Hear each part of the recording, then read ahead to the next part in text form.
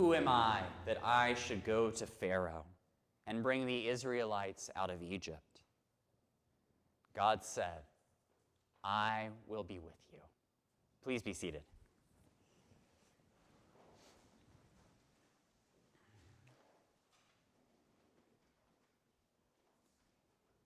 In a book called Wholly the Firm, the novelist, essayist Annie Dillard wrestles with how it is that God is present in the world and how to reconcile God's presence with the suffering that she sees around her. It's a meditation on God's presence in and through the world, both in the natural world and in the people around her. She wrote the book while living in a cabin on a small island in the Puget Sound off the coast of Washington. And so the whole meditation is framed by that place, by the beauty of it, by the smallness of it. And one of the central settings of the book is the small congregational church that she attended while there. With its congregation of maybe 20 or 30 people on a Sunday, the minister working with them to try to just figure out how to be the church in that place and in that time. One of the central themes, or one of the central scenes in her book, involves a debate going on about how they are going to do communion at this church. Annie and a group of other parishioners have started their own little mutiny, no longer wanting to use the grape juice that has been customary for this little church, but to use real wine for the Eucharist, something with gravitas, worthy of being the blood of Christ. So finally, they sway the minister to agree to this plan. But then there's a question that remains. Who is going to get the wine? And so it turns out that Annie Dillard is tasked with this job. And so the next day, she begins the journey from her little cabin to the island's single store, with her backpack on, ready to pick up the bottle of wine. And in the course of this walk, she has a realization. She says this: how can I buy communion wine? Who am I to buy the communion wine? Someone has to buy the communion wine.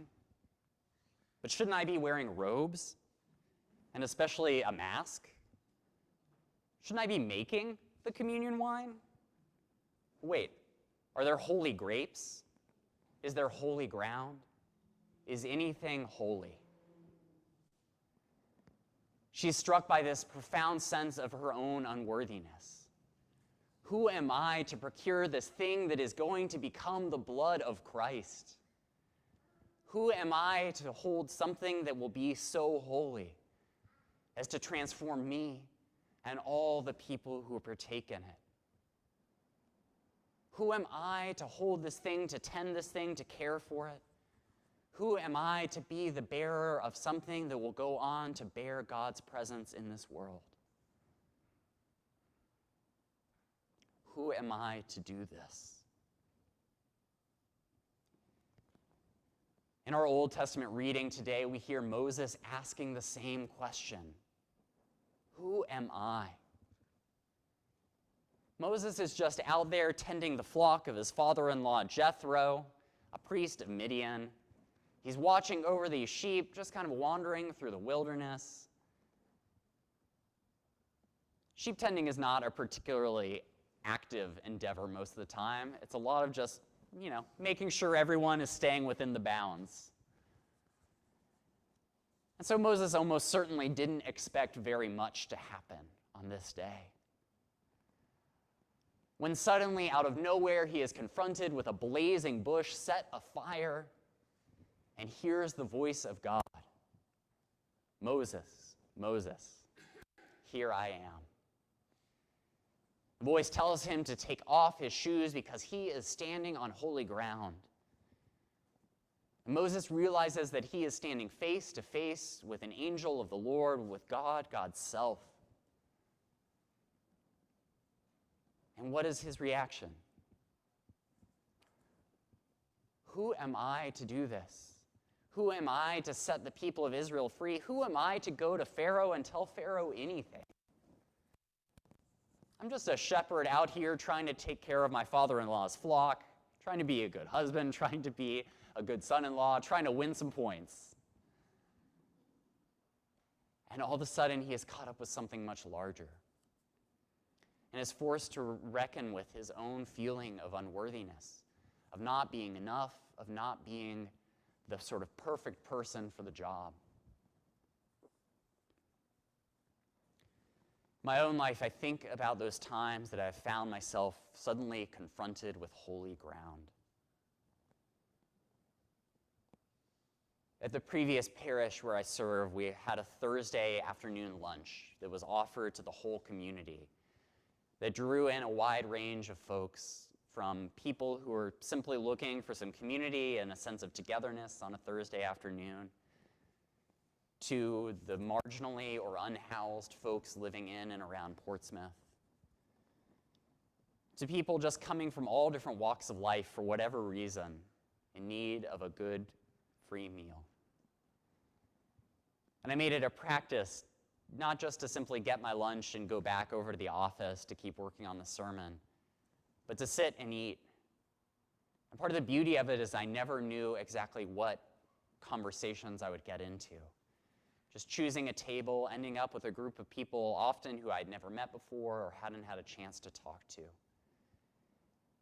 And every now and then, sitting there at those tables, I would suddenly find myself standing on holy ground. Find myself in a conversation with someone openly and willingly sharing their stories of addiction, of their most recent run-in with the police or other town authorities, their need for help and assistance, their struggles with their own demons. And there were so many days that I wanted to turn away, to just sit there and eat my lunch and to just kind of skim on the surface, pass a, hi, how are you doing? I'm well, how are you? How's your Thursday? The weather's been interesting, hasn't it? To stay there,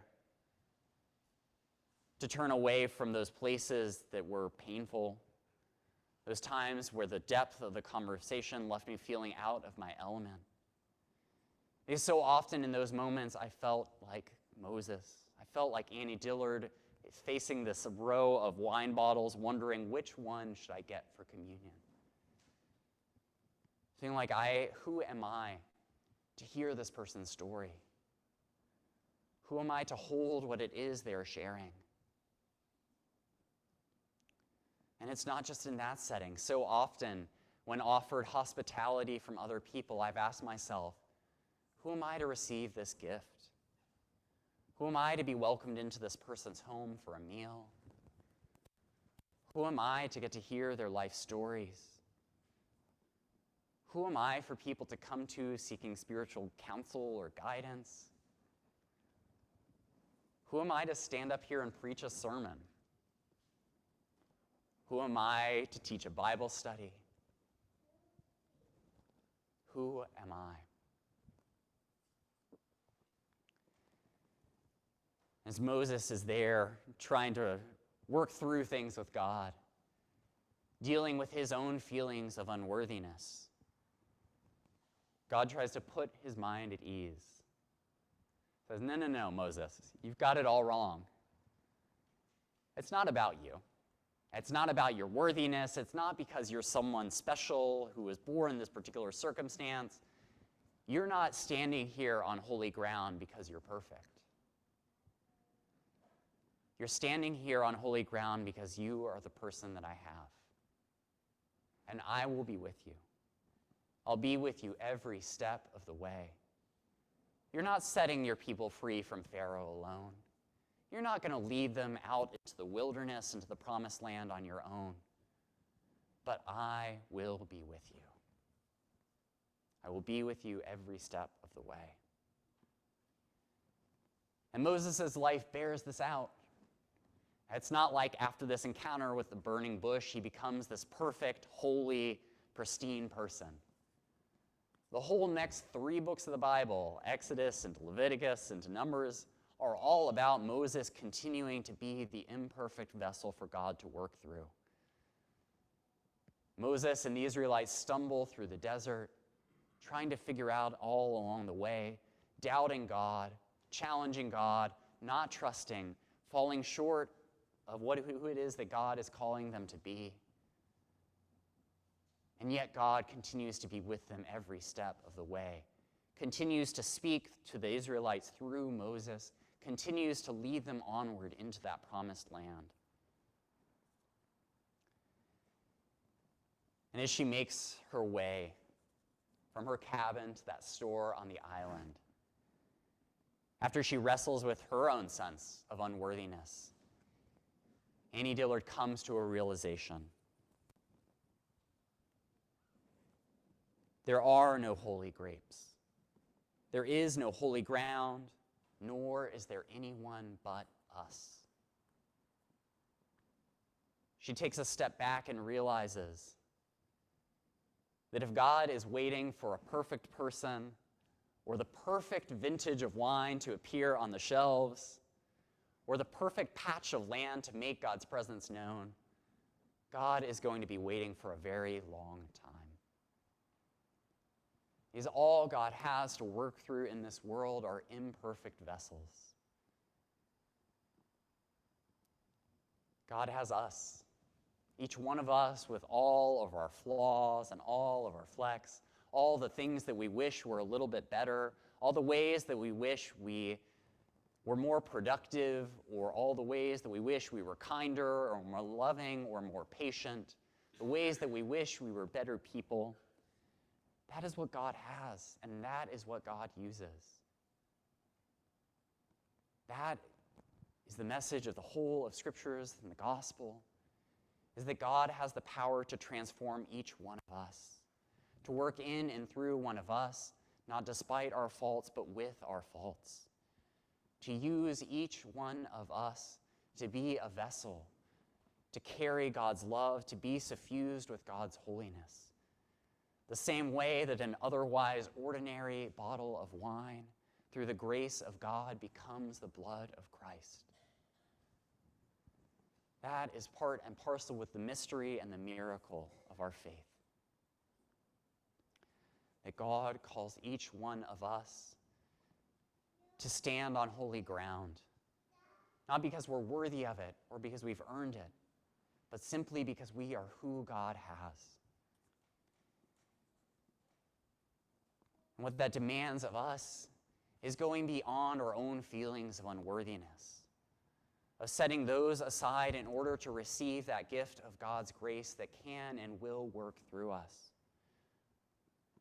It's about not turning the other way from the holy ground that we find ourselves on, but receiving the gift, accepting that we are not perfect, but that God is still working through us. I think of all the ways that I have continued to stumble through in my ministry and my life, the ways that I wish I had had those conversations better, the ways that I could have been more receptive to the things that people were sharing with me, the ways that I could have been a more gracious guest.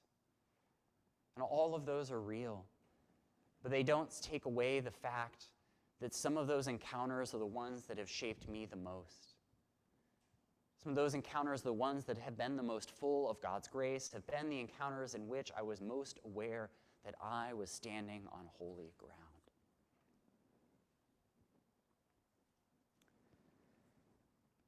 And so my prayer for all of us is that when we find ourselves standing there on holy ground, wherever that is, in whatever interaction, whatever part of our lives we are, that we'll have the faith to not look and not focus on our own sense of unworthiness, of not knowing enough, of not being enough, of not being kind enough or good enough. That we'll move beyond that and simply accept the gift of God's grace. I pray that through that grace we will kick off our shoes, that we'll stand there on holy ground, that we'll grab the first bottle of wine that we see off the shelf, and know that God works through each one of us It doesn't depend on our being perfect, but our being gracious enough to receive the gift of God's grace wherever and whenever we encounter